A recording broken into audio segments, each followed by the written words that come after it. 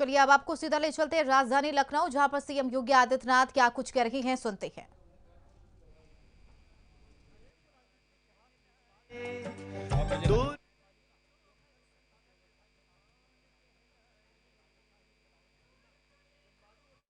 के जो bus station हैं वे भी इसी प्रकार से सुंदर बने, व्यवस्थित बने और आम जन को अपनी ओर आकर्षित कर सकें, इसलिए उनकी उपस्थिति अत्यंत महत्वपूर्ण है।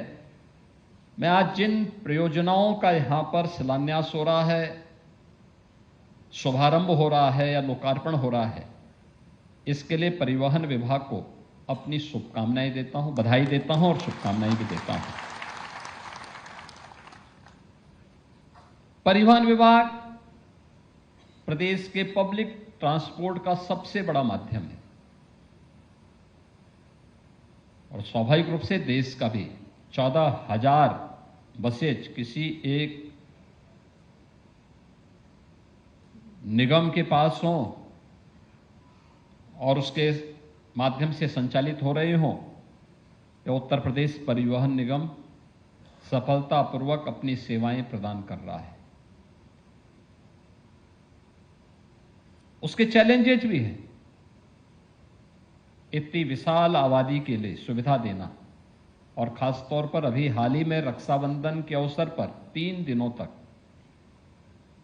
दिनों तक लगातार बस सेवा, और वह भी बहनों को फ्री में बस सेवा को जो सुविधा आपने उपलब्ध करवाई वह और भी शानदार थी।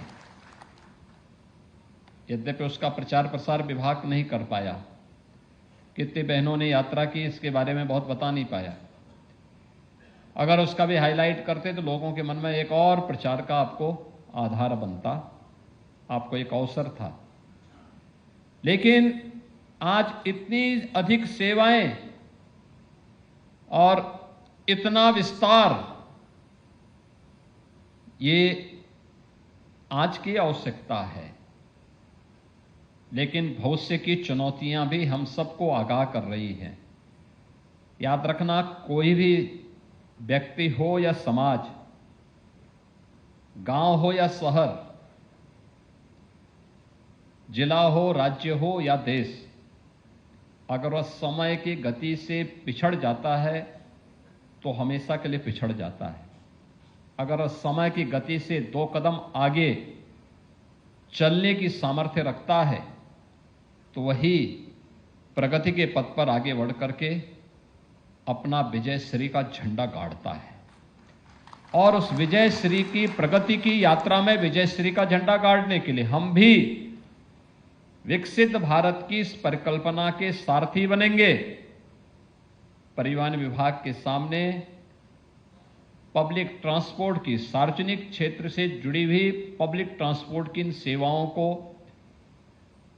3 प्रकार की उन योजनाओं के साथ हमारा शॉर्ट टर्म प्लानिंग हमारी क्या होगी, लघु अवधि की प्लानिंग क्या होगी अगले 3 साल के अंदर, अगले 10 वर्ष के अंदर और अगले 22 वर्ष के अंदर हमें क्या कुछ अचीव करना है पब्लिक ट्रांसपोर्ट के क्षेत्र में। और जहां पर संभावनाएं हैं वहां पर आप आसानी से इसे अचीव भी कर सकते हैं।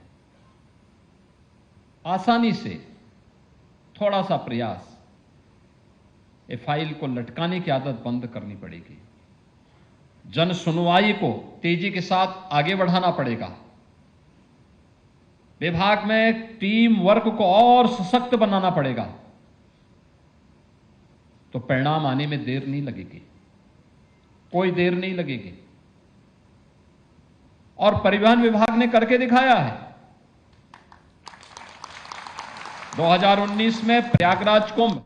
तो आप सुन रहे थे सीएम योगी आदित्यनाथ को, जिन्होंने परिवहन विभाग को लेकर तमाम बातों का जिक्र किया और उन्होंने ये भी कहा कि कैसे शॉर्ट टर्म को लेकर आगे बेहतर से कार्य किए जा सकते हैं। और उन्होंने ये भी कहा कि आधुनिक युग में किस तरीके से आगे बढ़ा जा सके उसके लेकर लगातार हम प्रयासरत हैं। साथ ही अधिकारियों को भी निर्देश वो देते हुए नजर आ रही हैं कि किस तरीके से बेहतर से टीम वर्क के तहत काम किया जा सके ताकि विकास को और भी ज्यादा रफ्तार यहां पर मिल सके। तो परिवहन विभाग को लेकर उन्होंने कई बातों का जिक्र किया और उन्होंने कहा कि रोडवेज बस से लेकर तमाम ऐसे कई क्षेत्र हैं जिसको लेकर बेहतर तरीके से हम कार्य कर रहे हैं। और अमूमन आपने देखा भी होगा कि सीएम योगी आदित्यनाथ कई ऐसी परियोजनाओं का लोकार्पण करते हैं, लगातार विकास को लेकर रफ्तार देते हुए नजर आते हैं, कई क्षेत्रों को लेकर बातचीत करते हुए नजर आ रहे। इससे पहले भी उन्होंने अधिकारियों से बाकायदा बातचीत की थी, आगामी त्योहार को लेकर उन्होंने निर्देश दिए थे और अधिकारियों को भी दो टूक शब्दों में ये साफ कहा था कि किस तरीके से बेहतर कार्य कर सके और लापरवाही किसी भी कीमत में बर्दाश्त अब नहीं की जाएगी। तो सीएम योगी आदित्यनाथ की प्रेस कॉन्फ्रेंस और ऐसे में परिवहन विभाग को लेकर, और ये पहले से भी तय था कि उत्तर प्रदेश को आज सीएम योगी आदित्यनाथ बड़ी सौगात देंगे, वो चाहे परिवहन विभाग को लेकर हो या तमाम परियोजनाओं के लोकार्पण को लेकर। तो ऐसे में लगातार तस्वीरें भी हमने देखी कि किस तरीके से उन्होंने तमाम बातों का जिक्र किया और कौन कौन से ऐसे महत्वपूर्ण परियोजनाएं हैं जिसका लोकार्पण करेंगे सीएम योगी आदित्यनाथ, ये देखना भी सबसे ज्यादा महत्वपूर्ण होगा। और खास बात यह भी है कि परिवहन विभाग को लेकर हालांकि ये पहले से उम्मीद तय की जा रही थी कि डबल डेकर बस हो या फिर तमाम ऐसे परिवहन को लेकर और तैयारियां बेहतर तरीके से की जा रही है। और खुद सीएम योगी आदित्यनाथ ने अपने प्रेस कॉन्फ्रेंस में इसका जिक्र भी किया है कि शॉर्ट टर्म को लेकर कैसे बेहतर से कार्य किया जा सके, इसको लेकर हम आगे बढ़ रहे हैं। चलिए खबरों में आप बढ़ेंगे आगे। अखिल भारतीय विद्यार्थी परिषद यानी कि एबीवीपी ने श्री राम स्वरूप विश्वविद्यालय पर सरकारी जमीन पर अवैध कब्जा करने के मामले में कड़ी कार्रवाई की मांग की है। दरअसल एबीवीपी के मुताबिक विश्वविद्यालय ने करीब 6 बीघा जमीन सरकारी जमीन पर कब्जा कर लिया था। राजस्व जांच के बाद मामला तहसील कोर्ट पहुंचा, जिसने 25 अगस्त 2025 को विश्वविद्यालय प्रबंधन पर 27.96 लाख रुपए जुर्माना लगाया और कब्जा हटाने का आदेश दिया। कोर्ट ने विश्वविद्यालय को 15 दिन के अंदर जुर्माना जमा कर खुद कब्जा हटाने और अवैध निर्माण हटाने का निर्देश दिया है। वहीं अब एबीवीपी ने बुलडोजर से कब्जा हटाने की भी मांग की है और एबीवीपी ने सभी दोषियों की गिरफ्तारी की मांग की है। जब तक हमारे छात्रों को न्याय नहीं मिलेगा तब तक हम लोग धरना प्रदर्शन करेंगे और जो है ज्ञापन भी हम लोग दिए हैं, वो ज्ञापन जो है जल्द से जल्द उसकी कार्रवाई होनी चाहिए। अगर कार्रवाई नहीं होगी तो हम लोग फिर धरने बैठेंगे। जहाँ जहाँ एबीवीपी की आवाज, जहाँ छात्र हित की बात होगी वहाँ एबीवीपी की आवाज होगी। एबीवीपी जिंदाबाद, छात्र शक्ति, राष्ट्र शक्ति, student power, national power, Bharat माता की जय, वंदे मातरम। विद्यार्थी परिषद सदैव ही छात्र हित की लड़ाई लड़ता आ रहा है। जब से इसकी स्थापना हुई है तब से विद्यार्थी परिषद छात्र हित की लड़ाई लड़ रहा है। और जहाँ तक मांगों का आपका सवाल है, सरकार को शासन हो या प्रशासन, उनको मांगों को मानना ही। चलिए एक बार फिर आपको लिए चलते हैं लखनऊ, जहां पर सीएम योगी आदित्यनाथ मौजूद हैं। क्या कह रहे हैं? कॉमन सर्विस सेंटर के माध्यम से भी आम जन को उसकी सुविधा उपलब्ध हो सके, वह अपनी जरूरत के हिसाब से परिवहन विभाग से जुड़ी हुई सेवाओं का उपयोग कर सके। आज ये एमओयू यहां पर संपन्न किया गया है। आईआईटी खड़गपुर और परिवहन विभाग के बीच में एमओयू, यह इस विभाग में तकनीक का उपयोग करते हुए सड़क सुरक्षा के मानकों को कैसे हम आज नेशनल एवरेज से भी अच्छा करने में सफल हों, जो हमारे लिए एक चुनौती बनी हुई है, उसका भी एक एमओयू यहां पर संपन्न हुआ है। इंटरनेशनल ड्राइविंग परमिट की एक नई बुकलेट का भी विमोचन हुआ है और सरल परिवहन हेल्पलाइन का भी 149 की हेल्पलाइन भी जारी हुई है। 149 की हेल्पलाइन एक सामान्य पैसेंजर के लिए बहुत महत्वपूर्ण है, क्योंकि जब आपने डिजिटल बस ट्रैकिंग ऐप का शुभारंभ कर दिया है तो ये ऐप के साथ साथ हेल्पलाइन एक सामान्य नागरिक को अत्यंत मदद करेगा अपने परिजन के बारे में, अपने नातेदार रिश्तेदार के बारे में कि वह व्यक्ति कहां पर पहुंचा है, कहां पे व्यवस्था है, क्या सुविधाएं हैं। आज यहां पे इसके साथ ही पीपीपी मोड के अंतर्गत जो हम लोगों ने बस स्टेशनों को यहां पर प्रदेश के अंदर बनाया है उनका उद्घाटन और शिलान्यास का कार्यक्रम भी हो रहा है, जो 82 करोड़ रुपए की लागत से हैं। और पीपीपी मोड पर विकसित किए जाने वाले जो बस स्टेशन हैं, 23 बस स्टेशन हम लोगों ने अब तक इसके लिए अनुमोदन कैबिनेट से दिया है, जिसमें से 7 का शिलान्यास हो रहा है, लेकिन शेष 16 भी तत्काल तैयार हो जाएं। इसके साथ ही हर जनपद में जाना है तो 54 ऐसे अन्य बस स्टेशन भी इंतजार कर रहे हैं, जहां पर पीपीपी मोड पर हमें वर्ल्ड क्लास इंफ्रास्ट्रक्चर विकसित करना है। एक छत के नीचे बस स्टेशन भी होगा, रेस्टोरेंट भी होगा, यात्री चालक परिचालक की सुविधा, उनके लिए भी फैसिलिटेशन सेंटर होगा, तो वहां पर होटल आदि की सुविधा भी हो। कोई व्यक्ति, कोई पैसेंजर आया है, उसको ठहरना है, उसकी सुविधा हो, पार्किंग की उचित व्यवस्था भी हो। ये सभी चीजें हमें इसके माध्यम से विकसित करनी होंगी। एडीटीसी के 4 नवीन केंद्रों के प्रमाण पत्र भी यहां पर आज जारी किए गए हैं। आरबीएसएफ के 4 नवीनतम केंद्रों के भी प्रमाण पत्र आज यहां पर जारी किए गए हैं और 4 नवीनतम ऑटोमेटेड टेस्टिंग सेंटर के निवेशकों को भी प्रमाण पत्र वितरित किए गए हैं।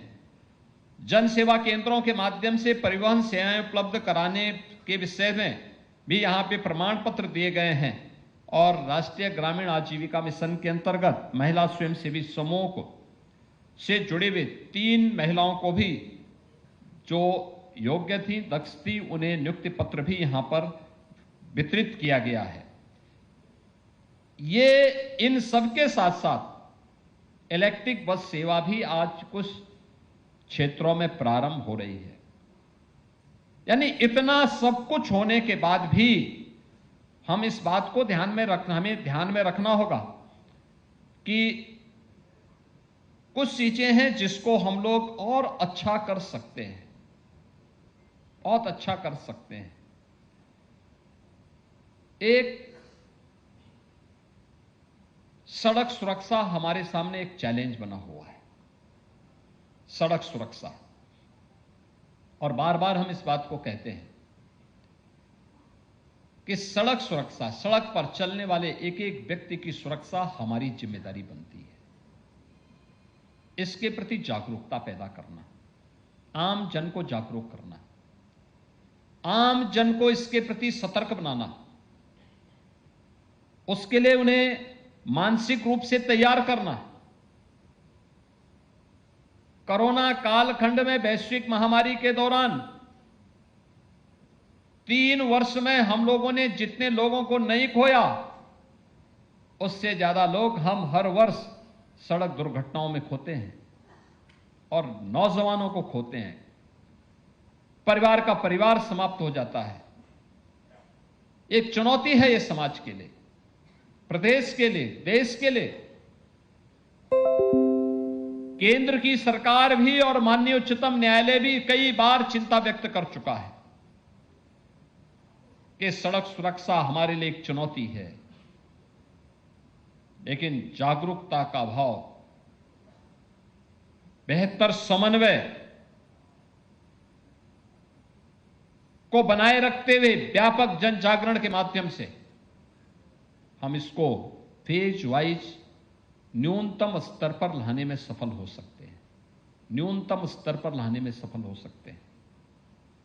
याद करिए, अगर आपके कारण किसी पैसेंजर की जान बचती है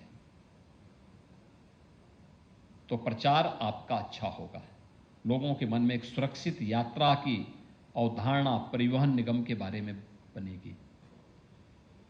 आपके कारण अगर कहीं लापरवाही के कारण किसी यात्री की जान जाती है तो परिवहन निगम की बस सेवा भी बदनाम होती है और साथ साथ आपको आर्थिक हानि भी होती है। यानी आपको कंपनसेशन भी देना होता है। यानी दोहरे लाभ भी हैं तो दोहरे नुकसान भी है। अंततः भुक्तभोगी पूरे परिवहन विभाग को होना पड़ता है। हमारा प्रयास होना चाहिए कि जिनको भी हम ड्राइवर के रूप में रखते हैं, जिनके हाथ में भी बस की स्टीयरिंग दे रहे हैं, उनका नियमित रूप से मेडिकल और फिजिकल फिटनेस उनका होता रहे।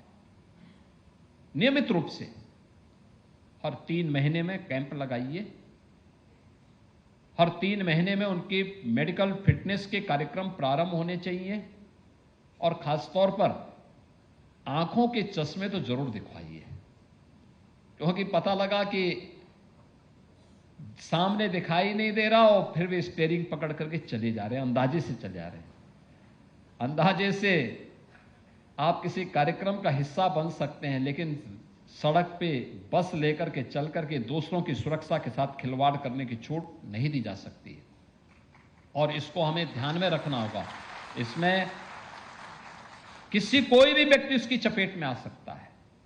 आपके हमारे परिचित कोई भी हो सकते हैं। हमारे लिए वो प्रदेश का नागरिक है, प्रदेश का बाहर का भी तो हमारा अतिथि है। उसके प्रति भावनात्मक लगाव हमारे मन में होना चाहिए, और उसकी सुरक्षा, उसकी संरक्षा, ये हमारी नैतिक जिम्मेदारी बनती है। हम उस जिम्मेदारी को अगर लें तो इस सड़क सुरक्षा के बारे में व्यापक जन जागरूकता, और IIT खड़गपुर इसमें अच्छा योगदान दे सकता है। और हमारा प्रयास होना चाहिए कि हम IIT के साथ बैठें, हम लोग टेक्नोलॉजी का बेहतर उपयोग करें, यूपी पुलिस का भी सहयोग लें, परिवहन विभाग के अधिकारी भी उसमें सहयोग करें, PWD, नगर विकास और अन्य विभागों के साथ भी बेहतर समन्वय हो। हम देखें किन कारणों से ये हो रहा है। संस्थाओं को भी, इंस्टीट्यूशन को भी हमें अपने साथ सहभागी बनाना पड़ेगा। ट्रैफिक के नियमों के बारे में बेसिक और माध्यमिक शिक्षा से जुड़े हुए संस्थान, स्कूलों में व्यापक जन जागरूकता का कार्यक्रम बने। हेलमेट पहन करके चलने से कैसे लोगों की जान बच सकती है, शराब और पी करके या नशे में बस चलाना कितना खतरनाक हो सकता है, ओवर स्पीडिंग कैसे खतरनाक हो सकती है। अगर हम वाहन के फ्रंट सीट पे बैठे हैं तो सीट बेल्ट कैसे हमारे लिए सुरक्षित हो सकती है। इन सब के बारे में अगर हम विजुअल मीडिया के माध्यम से, डिजिटल मीडिया के माध्यम से, प्रिंट मीडिया के माध्यम से, सोशल मीडिया प्लेटफॉर्म के माध्यम से व्यापक प्रचार प्रसार करें, बहुत सारी जानों को बचा सकते हैं, बहुत सारी जानों को बचा सकते हैं। याद रखना, बहुत बार कानून लोगों को बुरा लगता है, लेकिन याद रखना यही कानून अंततः आपकी सुरक्षा और आपके संरक्षण का आधार बनता है। यही कानून बनता है। जब आप इन्फोर्स कर रहे होते हैं, जब आप लोगों को बता रहे होते हैं कि भाई नशे में गाड़ी मत चलाइए, हो सकता है कोई नशे का आदी व्यक्ति उस समय बुरा मानता हो, झगड़ा करता हो। जब आप किसी व्यक्ति को कहें, किसी अपने आप को बड़े दिखाने वाले व्यक्ति को बोलते होंगे कि भाई गाड़ी में आप फ्रंट सीट पे बैठ रहे हैं, सीट बेल्ट बांधिए, हो सकता है उस समय उसको बुरा लगता हो, लेकिन वही सीट बेल्ट उसकी जान को भी बचाएगा। जब आप किसी बाइक सवार को, बाइकर्स को कहते हैं कि भाई हेलमेट पहनिए, अगर आप हेलमेट नहीं पहनेंगे तो, जैसे पेट्रोल पंप ने इस समय अभियान चलाया है, नो हेलमेट नो फ्यूल, यानी अगर आप हेलमेट नहीं पहनेंगे तो आपको हम तेल नहीं देंगे। बहुत सारे लोग विवाद खड़ा करते हैं, उस समय उनको भले ही बुरा लग रहा होगा, लेकिन सच्चाई यह है कि पेट्रोल पंप वाले के हित में नहीं है, ये हित में, वो बाइकर्स का हित में है कि वह अगर पहन करके चलाता है, दुर्भाग्य से कोई दुर्घटना होती तो कम से कम जान तो बच जाएगी। हेड इंजरी होने से और जीवन भर बेड पे पड़े रहने से अच्छा है कि वह सुरक्षित जीवन जी सकता है। लेकिन इन सब बातों को लेकर के कौन बताएगा लोगों को? ओवर ड्राइविंग खतरनाक हो सकती है। आप घर में जाकर के कैसे भी क्या करेंगे? रात्रि भर क्यों चलते हैं? मैं तो मंत्री जी को भी कहता हूं, भाई क्यों आप रात्रि भर चल रहे हैं? भाई अपना समय पे जागिए, समय पे सोइए, समय पे अपने सारी दिनचर्या को पूरा करिए। सारे कार्य समय पे होने चाहिए। अगर सूर्य भगवान भी यही कहने लग जाएंगे कि चलिए अब मैं भी रात में उगूंगा, तब तो हो गया, फिर होगा ही धरती का कन्या। प्रकृति के अनुरूप हमें चलना होगा। प्रकृति के अनुरूप चलने के लिए हमें तैयार होना होगा। हर व्यक्ति को इस अभियान का हिस्सा बनाना होगा। क्या गांव, क्या शहर, क्या नौजवान, क्या बुजुर्ग, क्या महिला, क्या पुरुष, ये सभी लोग जब जुड़ेंगे तब हम सड़क सुरक्षा के लक्ष्यों को प्राप्त कर पाएंगे। और ये आज एक ज्वलंत समस्या है, प्रदेश की भी, देश की भी। इस पर हमें अपने आप को तैयार करना होगा और मानना मेरा है ये संभव है। हमने उत्तर प्रदेश पुलिस से इसके बारे में कहा था कि थोड़ा इसके बारे में काम करिए। उन्होंने एक ऐप विकसित किया, देखा कि किन क्षेत्रों में एक्सीडेंट होते हैं और उस पर उत्तर प्रदेश पुलिस ने कार्य करके उस ऐप को अप्लाई किया, कार्य किया। वहां पर पुलिस की ड्यूटी भी लगाई और अन्य तरीके से भी कार्य किए। परिणाम क्या रहा? अवेयरनेस का परिणाम क्या रहा? जहां महीने में 18 दुर्घटनाएं होती थी, उस स्पेसिफिक स्थल पर वह घट करके 1 महीने में 3 पर आ गई। और लगातार 3 महीने से प्रयोग चल रहे हैं हमारे। बहुत सारे स्थान हमने चिन्हित किए जहां पर ये चीजें आ रही हैं। आप सोचो, 18 दुर्घटनाओं को घटा करके 3 पर पहुंचाना और 3 को 0 पे पहुंचाना, ये रिजल्ट लाएगा। अलग अलग क्षेत्र में हमें इन चीजों को तैयार करना पड़ेगा। परिवहन विभाग के अधिकारियों को सड़क पर उतरना पड़ेगा, लोगों को इसके बारे में बताना पड़ेगा। Bus stand, taxi stand, 3 wheeler stand, इसके लिए नगर निकायों के साथ डिस्ट्रिक्ट बोर्ड की जो कमेटियां, उनके साथ में बैठ करके तय करना पड़ेगा कि भाई इनके लिए पार्किंग स्पेस तो सड़क वाहन खड़े करने के लिए नहीं है।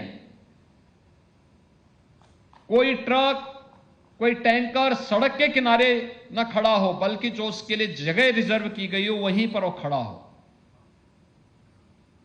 ये जिम्मेदारी बनती है परिवहन विभाग के अधिकारियों की। पेट्रोलिंग बढ़ाएं, इन चीजों को दुरुस्त करें। एक तरफ यह सड़क सुरक्षा के नियमों का पालन करके हम सड़क दुर्घटनाओं को न्यूनतम स्तर पर ला सकते हैं। दूसरा, जो प्रधानमंत्री जी ने देशवासियों के सामने लक्ष्य दिया है, नेट जीरो एमिशन का, कार्बन उत्सर्जन को न्यूनतम करना है। इलेक्ट्रिक व्हीकल उसका एक बेहतर माध्यम है। परिवहन विभाग भी, नगर विकास विभाग भी इस दिशा में कार्य कर सकता है। एक स्वस्थ प्रतिस्पर्धा होनी चाहिए। मेरा मानना है अकेले परिवहन विभाग और नगर विकास विभाग थोड़ा भी प्रयास कर ले, अकेले उत्तर प्रदेश में 3 लाख नई नौकरी सृजित करवा सकते हैं आप लोग। 3 लाख नई नौकरी केवल बसेज खरीद करके। गांव गांव की कनेक्टिविटी को, शहर टू शहर की कनेक्टिविटी को बेहतर करके पब्लिक ट्रांसपोर्ट की बेहतरीन सुविधा भी दे सकते हैं। और एक स्वस्थ प्रतिस्पर्धा करिए। परिवहन विभाग भी चलाएं, निजी क्षेत्र को भी परमिट करिए। नगर विकास विभाग भी चले, वो भी निजी क्षेत्र को भी उसमें परमिट करें, अच्छी सेवाएं दें। एक स्वस्थ प्रतिस्पर्धा आगे बढ़नी चाहिए। कितने नौजवान आ जाएंगे, कितने लोगों के हाथों को कार्य मिलेगा, स्वयं का कार्य होगा, एक प्रतिस्पर्धा आगे बढ़ेगी, लोगों को सुविधा मिलेगी। कोई नाबालिग, कोई अनट्रेन्ड व्यक्ति, वह 2 व्हीलर हो, 3 व्हीलर हो, 4 व्हीलर हो या बसेज हो या कोई ट्रक्स हो, इसकी स्टीयरिंग में न बैठे। यह हमें सुनिश्चित करना पड़ेगा। हमें इस व्यवस्था को आगे बढ़ाना पड़ेगा। बस स्टेशन हमारे क्यों नहीं वर्ल्ड क्लास हो? ये हो सकते हैं, प्रयास करना पड़ेगा। आप सोचिए ना, इस सभागार में अच्छा किया कि आज परिवहन मंत्री ने यह कार्यक्रम यहां पे किया। कितना शानदार माहौल में, आवाज भी नहीं गूंज रही है लेकिन सुनाई सबको दे रही है। कितना सुंदर वातावरण, पूरा सभागार भी भरा है लेकिन कार्यक्रम भी शानदार तरीके से हो रहा है। ये चीजें आपके बस स्टेशनों में भी हो सकती है, वहां पर भी हो सकती है। हमें जवाबदेही तय करनी पड़ेगी कि भाई परिवहन निगम की बस अपनी परमिसेस में रहेंगे, सड़कों पे बेतरतीब नहीं खड़े होंगे। हमें बस स्टेशन को उस रूप में बनाना पड़ेगा। इनकम भी होगी विभाग की, इनकम भी होगी तो आप सुविधा भी बढ़ा सकते हैं। आप सोचो कि अगर पैसा ही नहीं होता तो क्या हम कोविड कालखंड में उत्तर प्रदेश के वासियों को इतनी सुविधाएं दे पाते? पैसा नहीं होता क्या हमने यहां पर मृतक आश्रितों को नियुक्ति पत्र दिया होता? पैसा था तो कर रहे हैं, नहीं तो बहुत सारे विभाग ऐसे भी हैं जहां पे पैसा नहीं था, जहां पे बहुत सारे कॉर्पोरेशन ऐसे थे जहां पैसा नहीं था, उसको बाइंड अप करने के लिए आदेश कर दिए गए, बंद कर दो भाई। ये चीजें हमें तैयार करनी पड़ेंगी। अगर हम समय की गति और समय की डिमांड के अनुसार, क्योंकि ये सुविधा तो आप जितनी अच्छी सुविधा देंगे, ये डिमांड एंड सप्लाई पर आधारित होता है, मार्केट का ये नियम है। आप अच्छी सेवा देंगे, लोग आपके पास आएंगे। आप अच्छी सेवा नहीं देंगे, लोग दूसरा तरीका अपनाएंगे। और मैंने देखा है इलेक्ट्रिक बस सेवा के प्रति लोगों के मन में एक नया चार्म है, लोगों के मन में एक नई उत्सुकता है। पर्यावरण की भी हम रक्षा कर पाते हैं और साथ साथ बेहतरीन यात्रा का भी आनंद लोग ले पाते हैं उससे।